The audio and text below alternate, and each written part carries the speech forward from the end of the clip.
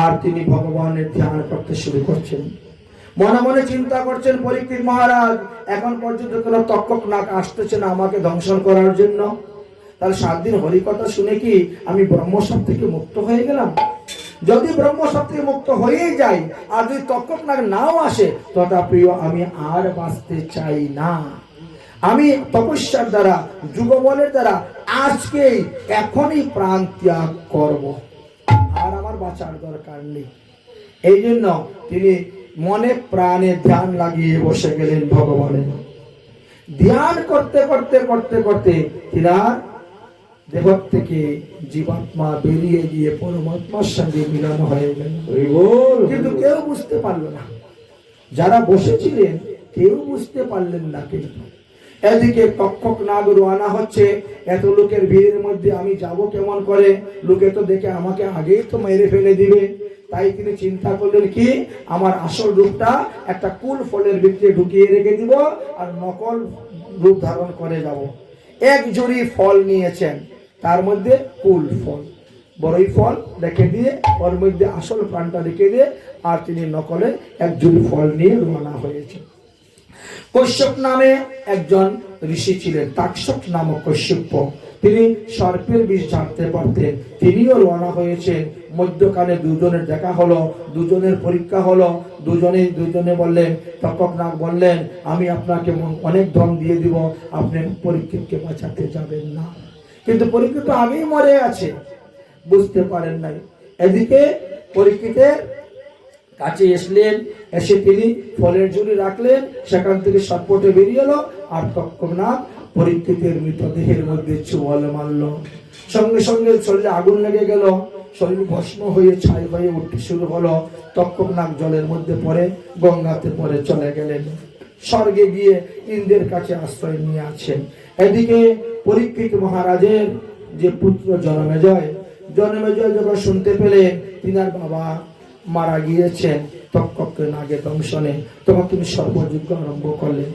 সেই সর্পযজ্ঞে লক্ষ লক্ষ সর্পযজ্ঞ পুড়িয়ে মারলেন।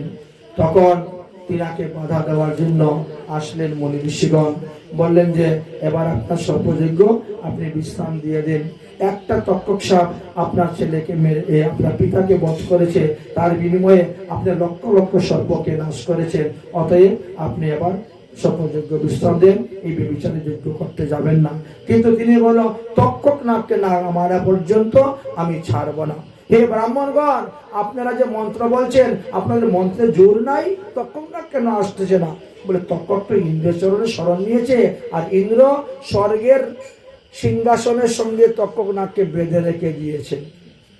বলে, আপনারা এমন ভাবে মন্ত্র বলুন যে স্বর্গের ইন্দ্র সহ সিংহাসন সহ তক্ষক নাগ যেন এসে পুড়ে মরে যায়। তখন সেইভাবে মন্ত্র বলেছেন, আকাশ মার্গে উঠতে শুরু হয়ে গেছে, তক্ষক নাগ সহ ইন্দ্র আসতে শুরু হয়েছে।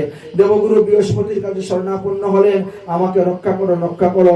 দেবগুরু বৃহস্পতি আসলেন, এসে জনমেজয়কে বুঝাইলেন, বলে তক্ষক নাগ অমৃত পান করেছে, সে মরবে না। ইন্দ্র অমৃত পান করেছে, সে মরবে না, অতএব তাকে মরার চেষ্টা করে না, তুমি এই যজ্ঞ বন্ধ করে দাও। যাই হোক, এইভাবে তখনকার সর্পযজ্ঞ আদি বন্ধ করা হলো। তারপরে মুনি ঋষিগণ জিজ্ঞাসা করলেন, আমাদের 18টা পুরাণের মধ্যে কোন কোন পুরাণে কত সংখ্যক শ্লোক আছে, সেই সমস্ত কথা সমস্ত বর্ণনা করলেন।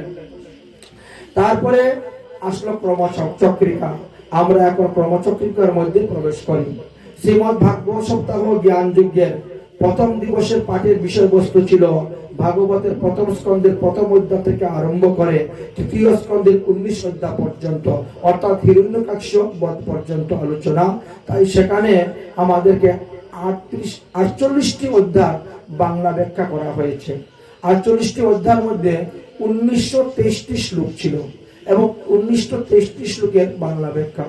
প্রথম দিবসেই আমরা ভক্তিযুগ উত্তমভাবে আলোচনা করেছি, নিরূপণের কথা বর্ণন করেছি, দণ্ডবোধ প্রণামের মহিমার কথা বলেছি, পরীক্ষিতের প্রসঙ্গ, ব্যাসের কথা, নারদ মুনির সংবাদের কথা, পরীক্ষিতের জন্ম কথা, পরীক্ষিতের ব্রহ্মসাপের কথা, গঙ্গা তটে প্রবেশনের কথা এবং সুখদেবের জন্ম কথা এবং শ্রী সুখদেব পরীক্ষিত সংবাদ, ব্রহ্ম নারদ সংবাদ, 24 যে ভগবানের মুখ্য মুখ্য অবতারের কথা, ব্রহ্মাণ্ড সৃষ্টির কথা, বিদুরের জন্ম কথা, বিদুর উদ্যম সংবাদ, বিদুর মৈত্রী সংবাদ, আর ভাগবতের 10টি লক্ষণের কথা,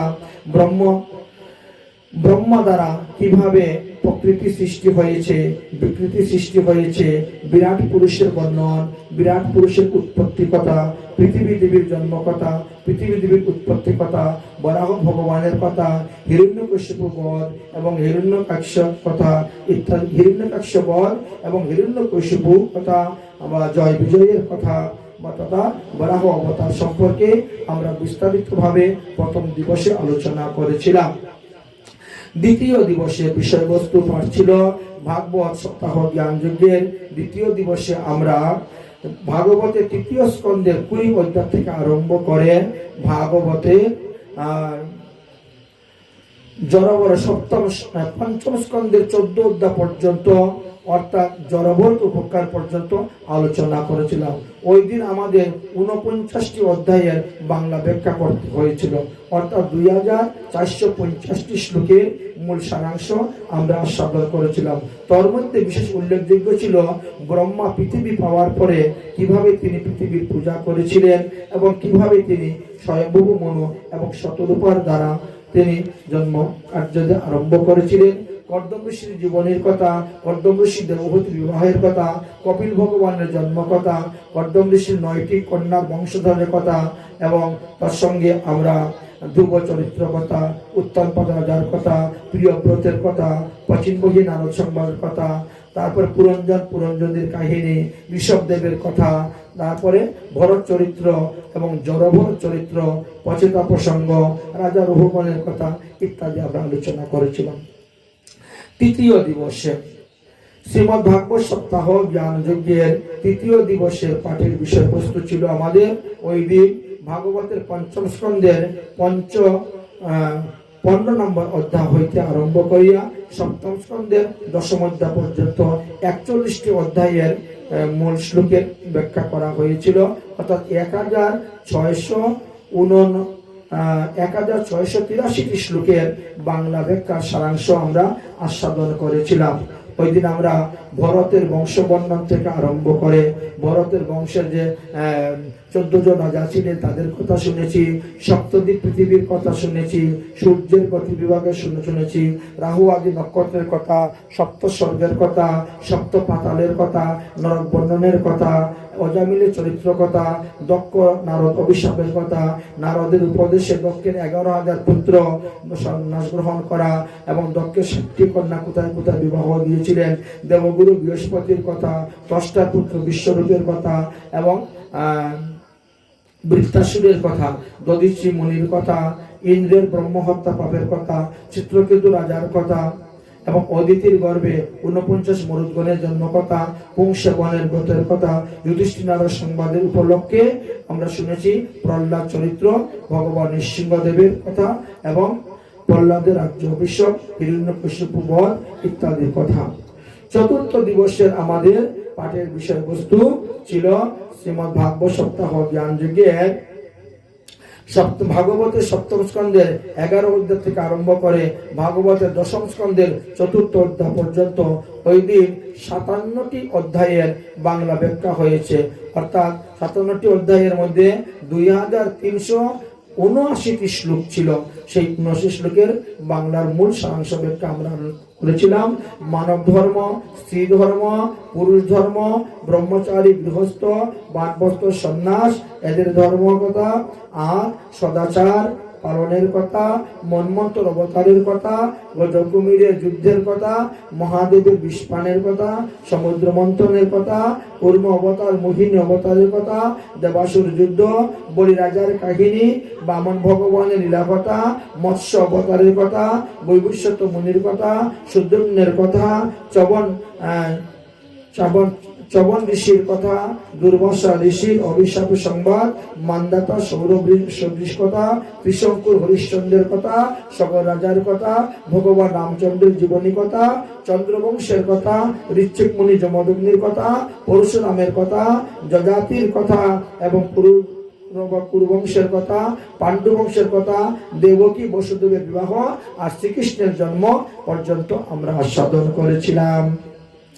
পঞ্চম দিবসে পাঠের বিষয়বস্তু আমাদের ছিল ভাগবতের দশম স্কন্ধের পঞ্চম অধ্যায় থেকে আরম্ভ করে ভাগবতের দশম স্কন্ধের 53 অধ্যায় পর্যন্ত, অর্থাৎ 49টি অধ্যায়ে 2126টি শ্লোকের বাংলা ব্যাখ্যার সারমর্ম আমরা আস্বাদন করেছিলাম।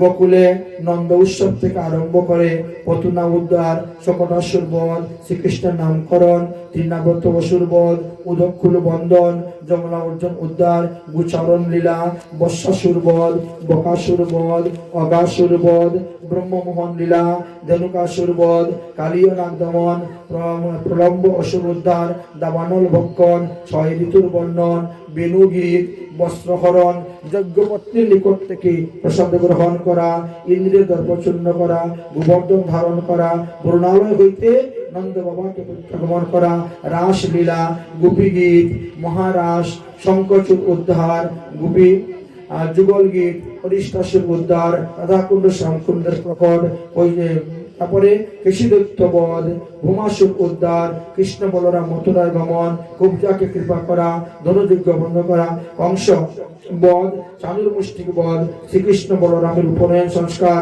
গুরুকুল হইতে গুরুপুত্র কে এনে দেওয়া, উদ্ধব সংবাদ, ভ্রমর গীত, উদ্ধব গীত, জরাসন্ধ বধ, জরাসন্ধকে 17 বার যুদ্ধ, দ্বারকা নির্মাণ এবং কাল যবনের সঙ্গে যুদ্ধ, মুচুকুন্দের উপকার, দ্বারকায় বলরামের বিবাহ আর শ্রীকৃষ্ণের রুক্মিণী হরণ পর্যন্ত আমরা সাধন করেছিলাম। তারপরে শ্রীমদ্ ভাগবত সপ্তাহ জ্ঞান যজ্ঞের 6ষ্ঠ দিবসের পাঠের বিষয়বস্তুগুলো ছিল ভাগবতের দশম স্কন্ধের 54 অধ্যায় থেকে আরম্ভ করে একাদশ স্কন্ধের 6 অধ্যায় পর্যন্ত 43টি শ্লোকের 43টি অধ্যায়ে 1969টি শ্লোক ছিল। তার বাংলা ব্যাখ্যা আমরা আস্বাদন করেছিলাম। তার মধ্যে মুখ্য বিষয় ছিল ভগবান শ্রীকৃষ্ণ এবং রুক্মিণীর বিবাহ, প্রদ্যুম্নের জন্মকথা, সম্বরাসুরের কথা, সমন্ত পঞ্চক মণির কথা, শতধন্যা বধ, নরকাসুর বধ, ভগবান শ্রীকৃষ্ণের 16,108টি বিবাহ, রুক্মিণী বধ, উষা অনিরুদ্ধের বিবাহ, বানাসুরের সহিত শ্রীকৃষ্ণের যুদ্ধ, মহাদেব এবং শ্রীকৃষ্ণের সঙ্গে যুদ্ধ, নিগরাজার কাহিনী, বলরামের বৃন্দাবন গমন, রাসলীলা, পন্দুক এবং কাশীরাজ উদ্ধার, বিবিধ বানর উদ্ধার, কৌরবদের উপর বলরামের ক্রোধ, লক্ষণা সম্ভব বিবাহ, দেবর্ষী নারদের দ্বারা গৃহস্থ আশ্রম ধর্ম প্রচার, ভগবান শ্রীকৃষ্ণের নিত্যকর্ম কি, পাণ্ডব পঞ্চপাণ্ডবদের রাজস্বীয় যজ্ঞ, জরাসন্ধ বধ, শিশুপাল উদ্ধার, শালভ উদ্ধার, দন্তবক্র উদ্ধার, বলরামের দ্বারা লোমহর্ষ নামক সুতমণি বধ, বলবল নামক রাক্ষস বধ, বলরামের তীর্থযাত্রা, সুদামা চরিত্রের কথা ভ্রমণ, সূর্যগ্রহণে কুরুক্ষেত্রের কথা, রাধারানী শ্রীকৃষ্ণের মিলন এবং যদু বংশে বসুদেবের যজ্ঞ উৎসব, দেবকীর 6 পুত্র, প্রসাদ থেকে আনয়ন, অর্জুন এবং সুভদ্রার বিবাহ প্রসঙ্গ, শিবের সংকট মোচন, দ্বারকার ব্রাহ্মণের 10টি পুত্র ফিরত আনা এবং অর্জুনকে সম্মান রক্ষা করা, দুর্বাসা ঋষির দ্বারা ভগবান শ্রীকৃষ্ণ যদুকুল নাশের উপায় এবং নবযুগেন্দ্র সংবাদ, এইগুলি ছিল 6ষ্ঠ দিবসের পাঠের বিষয়বস্তু। আজকের অন্তিম দিবসের পাঠের বিষয়বস্তু আমাদের হলো ভাগবতের একাদশ স্কন্ধের 7ম অধ্যায় থেকে আরম্ভ করে সম্পূর্ণ দ্বাদশ স্কন্ধ, অর্থাৎ দ্বাদশ স্কন্ধের 13 অধ্যায় পর্যন্ত। আজকের দিবসের পাঠ হয়েছে আমাদের 38টি অধ্যায় এবং এতে আছে 1674টি শ্লোক। তার আমরা সরল ব্যাখ্যা আস্বাদন করেছি সংক্ষিপ্তভাবে। শ্রীকৃষ্ণ এবং উদ্ধব সংবাদের উপলক্ষে 24 গুরুর উপখ্যান, যদু এবং অবধূত সংবাদে লৌকিক এবং পরলৌকিক নিরূপণ, জীব তত্ত্বের কথা, বদ্ধ জীব মুক্ত জীবের লক্ষণ করা, সাধু সঙ্গের মহিমা এবং ভগবানের নানা অবতার, হংস অবতার, মুক্তির লক্ষণ, ভক্তির লক্ষণ, ভগবানের বিভূতি, বর্ণাশ্রম ধর্ম নিরূপণ, সত্য সাধন তত্ত্ব নিরূপণ, জ্ঞান যুগ, ভক্তি যুগ, কর্মযুগ, দ্রব্যদোষ নিরূপণ আদি তত্ত্বসংক্রাম তিতিক্ষ ব্রাহ্মণের গল্প উপেক্ষান এবং শত রজতম গুণের বিষয় নিয়ে আলোচনা, পুরুরবার বৈদিকের কথা আর ভাগবত ধর্ম নিরূপণ, উদ্ধব বদরিকা আশ্রমে গমন, যদুবংশ সংহার, কলিযুগে কে কে কতদিন রাজত্ব করবেন, হরিনাম সংকীর্তনের মহিমা এবং সুখদেবের মহাপ্রস্থান, পরীক্ষিতের মহাপ্রস্থান, জনমেজের সর্পযজ্ঞ, 18টি পুরাণের লক্ষণ বর্ণন, মার্কণ্ডীয় ঋষির তপস্য আদি বরপ্রাপ্তি ইত্যাদি প্রসঙ্গ আজকের দিবসে আছে। এখন আমি লাস্টে একটি শ্লোক বলবো, আমার সঙ্গে আপনারা এই শ্লোক বলবেন, 3 বার উচ্চারণ করা হবে, তাহলে ভগবান দ্বাদশ স্কন্ধ আজকে বিশ্রাম হয়ে যাবে। সবাই মিলে বলুন, নাম সংকীর্তনায়স্য সর্ব পাপ প্রণাশনম প্রণামো দুঃখ শমনস্তা তং নমামি হরিপরম। নাম সংকীর্তনায়স্য সর্ব পাপ প্রণাশনম প্রণামো দুঃখ শমনস্তা তং নমামি হরিপরম। নাম সংকীর্তনায়স্য সর্ব পাপ প্রণাশনম প্রণামো দুঃখ শমনস্তা তং নমামি হরিপরম। ইতি শ্রীমদ্ভাগবত মহাপুরাণ দ্বাদশ স্কন্ধে অষ্টাদশ সহস্রাণি শ্লোকম সমাপ্তম। ওম তদীয়বস্তু গোবিন্দম তুভ্যমেবং সমর্পণে তদমৃত্যু কুমারীনাম প্রতিষ্ঠে পরিষিতম। বলো শ্রীমদ্ভাগবত মহাপুরাণ কি। ওম পূর্ণমদ পূর্ণমিদম পূর্ণাৎ পূর্ণমুদচ্যতে পূর্ণস্য পূর্ণমাদায় তম এবং বিশিষ্যতে। এবার ভাগবতের পূজা করা হবে। যারা যারা ফুল তুলসী আনছেন সবার হাতে ফুল তুলসী রাখুন, আমরা একটু সংক্ষেপে পুষ্পাঞ্জলি দিয়ে দিব। আর যদি এখানে থাকে তাহলে এখান থেকে ফুল বের করে দেন পুষ্পাঞ্জলির জন্য। সবার হাতে দিয়ে দাও, আসো ভাগবত পূজার জন্য।